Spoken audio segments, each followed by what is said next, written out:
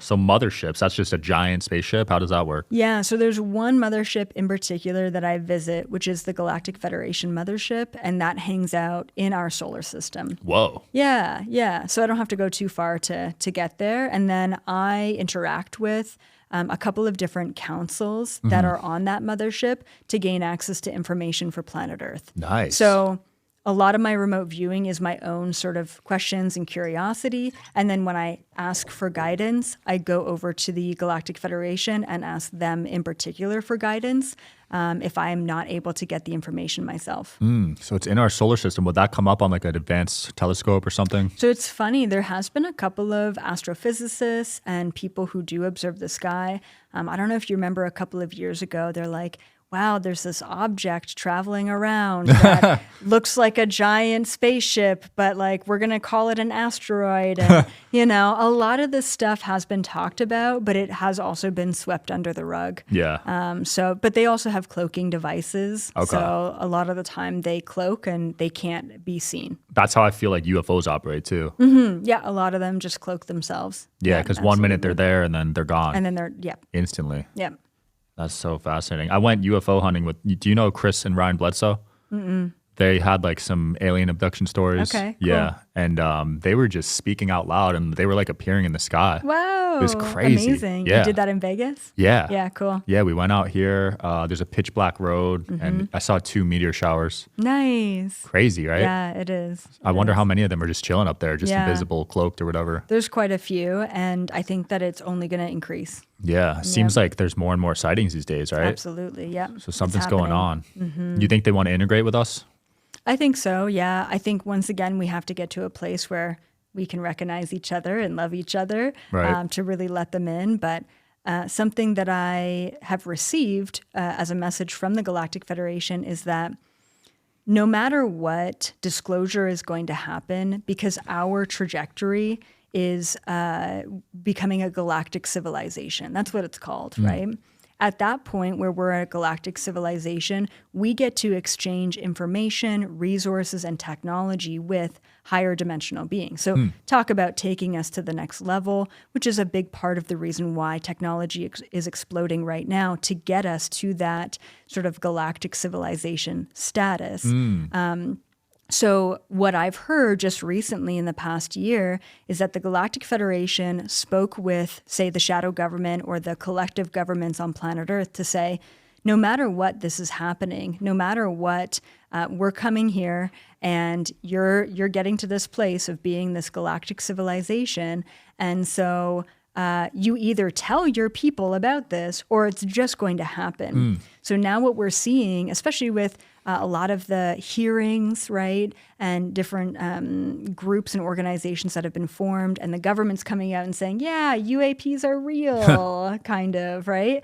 But they're trying to get ahead of the narrative. They're trying to control the cosmic narrative so that when that eventually does happen, they're still in control of how it's perceived. Interesting. Right? Wow, game within a game. Yep. Yeah, absolutely. there's levels to this stuff, right? There is. People just see the Democrat versus Republican, but there's a lot more going on. Yeah. Yeah, the shadow government. What do you think their intentions are?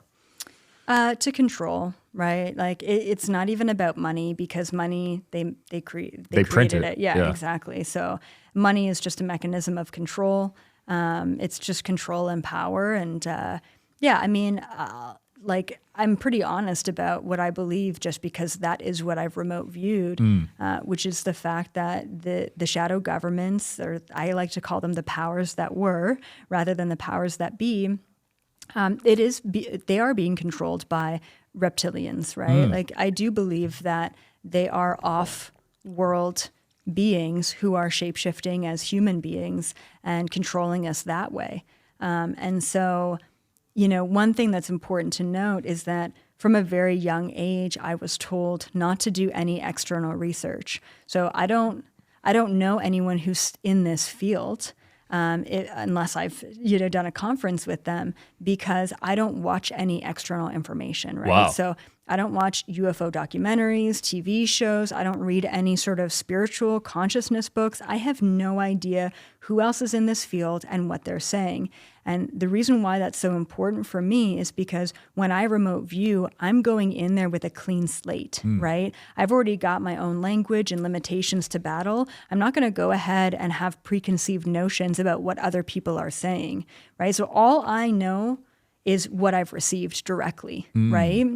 And so that's why it's like, it's tough because we do have a lot of people talking about certain things that are the truth, but then it comes with a lot of hate and a lot of separation, a lot of negativity. Like a lot of people were like, oh, EA, like you're part of the QAnon movement. And I'm like, I don't even know what that movement is, right? Because what I believe is apparently what they believe, but then it comes with a lot of hate and separation and so it's tough, right? It's tough to speak about these things and say, I don't read books. I have not gained this from anywhere except from a direct remote view. Wow. And yet there are other people talking about it, which is a good validation that we're all gaining access to the same things, except there are all these different layers of perception that are skewing it into different directions and confusing the hell out of people.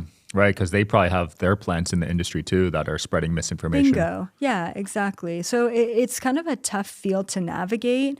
And what I tell people is, I'm not the bringer of truth. Like I have one perspective. I'm gaining access to a very small amount of information. If it resonates with you, then it's for you. And if not, that's okay too. But we all need to use our own discernment. And now more than ever before, 2024, right? I mean, this is the age of AI. This is the age of illusion. This is the age of projection. I mean, anyone can create a fake EA avatar and spread disinformation. So we now need to, it's not about what is real or what is not real. It's about how you feel about things, right? We got to get away from the logical mind because there's no logically deducing AI from reality.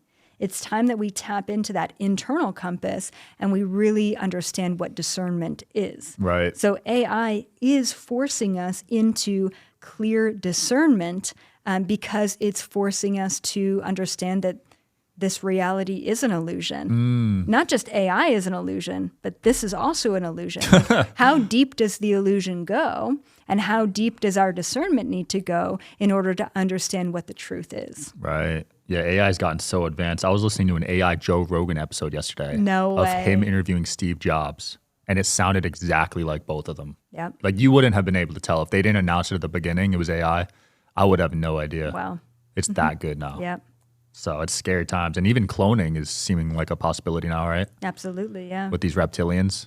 Yeah, I mean, I believe that they've had cloning technology for quite some time. Really? Oh, yeah. Wherever you guys are watching this show, I would truly appreciate it if you follow or subscribe. It helps a lot with the algorithm. It helps us get bigger and better guests, and it helps us grow the team. Truly means a lot. Thank you guys for supporting, and here's the episode.